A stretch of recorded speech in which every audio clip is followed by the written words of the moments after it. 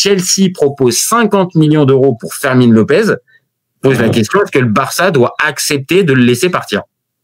Le Barça, ils ont des problèmes d'argent. Ils devraient accepter quand on leur donne 50 millions. Ok, alors ça, ok. Si c'était juste ça, ok, vas-y, pas de problème, ça peut s'entendre. Maintenant, sportivement, là on met de côté le financier. Là on parle juste sportivement. Est-ce que le Barça a pas besoin aussi de mecs dans sa rotation pour pouvoir aussi faire les 60 matchs pendant l'année avec un jeu énergivore? Et un Fermin Lopez, je pense que c'est quand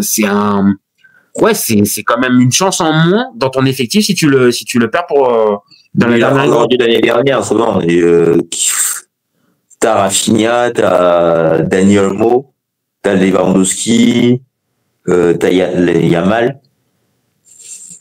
Tu peux toujours avoir un jeune de la Masia qui traîne par là, que tu vas lancer. Et voilà, t'en as 4 pour 3 postes. Oui, tu vas me dire, avec les 5 remplacements, est-ce qu'il n'y aurait pas une vraie doublure à Lewandowski à l'écrouver au lieu de Lopez?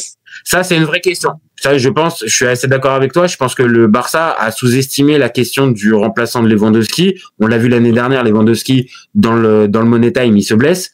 Il est pas là. Et pour le coup, contre l'Inter, je pense que si tu as un Lewandowski à 100%, ça peut peut-être faire la différence. Ils se sont retrouvés avec Ferran Torres. Ok.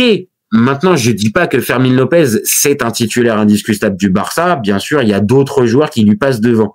Maintenant, l'année dernière, c'est quand même un mec qui te fait 46 matchs, qui te met 8 buts, qui te met 10 passes. Avec le Barça, maintenant, il en a 89 matchs. C'est 22 ans et c'est un gars qui, pour moi, il est pas du tout arrivé à son max. Donc, je pense c'est sûr qu'il est pas arrivé à son max, mais il va faire la doublure encore pendant, un an minima. Et donc, pour toi, la doublure, ça suffit. Enfin, la doublure à 50 millions. Il faut vraiment commencer à jouer et pas être dans des rotations comme ça qui te font pas grandir. Parce que là, on sait que limite le quatuor devant, c'est Olmo, Lewandowski, Rafinha et Yamal, tu vois, voilà. Tu prends des bouts de match, tu vas marquer parce que les équipes en face, soit elles ont subi et du coup tu rebondis, soit on te met et tu fais souffler les autres par rapport à la Champions League. Ok, d'accord. Donc toi, Lopez, c'est même limite sans sentiment. 50 millions, mais tu sautes dessus, sachant que le Barça, ils ont des problèmes d'argent. Voilà, c'est pas. Ok, d'accord. Donc aucun sentiment pour l'ami Fermin Lopez. Écoute, t'es gentil, t'es une valeur marchande, mais on va pas aller plus loin, quoi. Ben oui. C'est le foot. Je pense que t'as certains supporters barcelonais, pour le coup, qui vont pas avoir la même la même lecture. Ah ouais. Parce que je trouve quand même que c'est un profil intéressant. Alors ok, peut-être que c'est pas le joueur auquel on pense directement, même dans les gamins de la Masia. On pense peut-être plus à Gavi, à Pedri, à Koubarsi ou à ce genre. Mais pour moi, Fermin Lopez, moi il m'a impressionné ces derniers mois. Et j'ai trouvé que ce gars-là méritait plus de temps de jeu. Donc le perdre à Chelsea. Et puis après, dernière question. Est-ce que pour lui, c'est une bonne chose d'aller à Chelsea? Il va aller faire quoi là-bas? Parce que Chelsea sont en train de faire une épuration. Nicolas Jackson, ils veulent s'en débarrasser. Kunku est parti. Ils ont plus de 300 millions de ventes et ils veulent encore vendre un tout petit peu. Xavi Simons leur a échappé. Mais tu peux. Oui, parce que on se moquait de Chelsea de leur gros d'effectifs. À mon avis, d'ici dimanche, ils auront encore fait 4 ou 5 ventes. Ok. Donc ça va dans le sens. C'est-à-dire que s'ils refont encore 4 ou 5 ventes, mais qu'ils vont faire aussi 4 ou 5 achats, le Fermin Lopez. Non, ils vont pas faire 4 ou 5 achats. Tu l'as bien vu, dans cette semaine, ils ont vendu, et là, ils doivent encore se débarrasser de Dissassi et Badiachil. Bon courage pour eux. Bon courage, parce que pour arriver à les revendre, bon courage. Mais donc, ok, d'accord. Toi, t'es pas du tout, on va dire, inquiet pour le Barça. Le Barça s'en remettra. Et au contraire, les Barça, ils ont besoin de liquidité aussi. Ouais, c'est ça. Ouais, c'est juste ça que tu vois, c'est qu'en fait, ils ont besoin de cash, que sportivement, ils vont pas se retrouver mal. Donc, au final, ça peut passer. Ça peut coller. Ok. Bon, ok, hein, après tout. Hein.